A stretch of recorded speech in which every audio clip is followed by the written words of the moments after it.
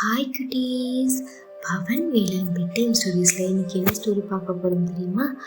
பகிர்ந்து கொடுத்த குட்டி முயல். அப்படி என்ன இந்த குட்டி முயல் பகிர்ந்து கொடுத்துச்சுன்னு பார்க்கலாமா? ஒரு அழகான பச்சை புல்வெளியில் சிப்பி அப்படின்னு ஒரு செல்ல முயல் குட்டி இருந்துச்சான்.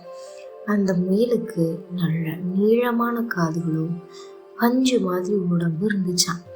அன்னைக்கு காலையில் சிப்பு முயல் காடெல்லாம் தேடி ரொம்ப கஷ்டப்பட்டு நல்லா இனிப்பான பெரிய கேரட் ஒன்று எடுத்து வச்சிருந்துச்சான். ராத்திரி ஆகிடுச்சு.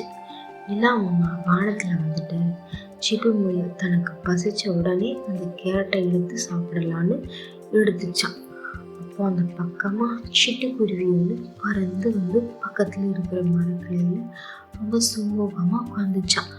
என்னாச்சு குருவியக்கா, ஏன் சோகமாக இருக்கீங்க அப்படின்னு சிப்பி முயல் அன்போடு கேட்டுச்சான். இன்னைக்கு எனக்கு சாப்பிட்றதுக்கு எந்த பழமும் கிடைக்கல சிப்பி, எனக்கு ரொம்ப பசிக்குது, தூக்கமே வரல அப்படின்னு குருவியக்கா கவலையோடு சொல்லிச்சான். இதை கேட்ட உடனே நம்ம சிப்பி முயலுக்கு மனசே கேட்கலையாம்.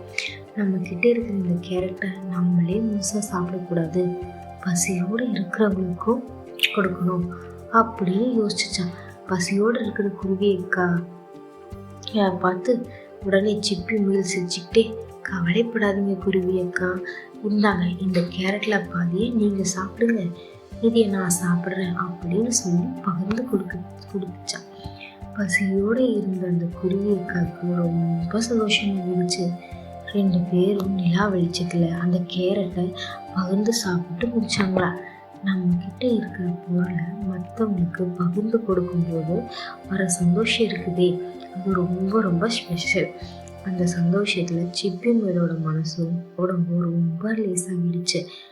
அப்போது நம்ம நிலா தேவதை வந்து பகிர்ந்து கொடுத்து அன்பு காட்டிய குட்டி முயலுக்கு குருவி அக்காவும் பாராட்டி அவங்களுக்கு ஒரு விஷயம் சொல்லிட்டு போச்சான்.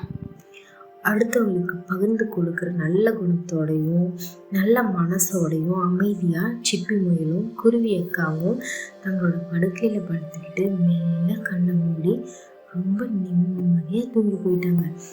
நம்மளும் இந்த உலகத்தில் நம்மக்கிட்ட இருக்கிற நல்ல விஷயங்களை மற்றவங்களுக்கு பகிர்ந்து கொடுத்து அன்போடு வாழணும்.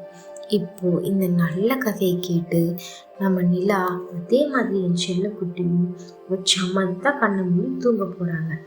குட் நைட் செல்லக்குட்டிகளா, ஸ்வீட் ட்ரீம்ஸ். நாளைக்கு ஒரு புது கதையோட அக்கா வரேன். பாய் பாய்.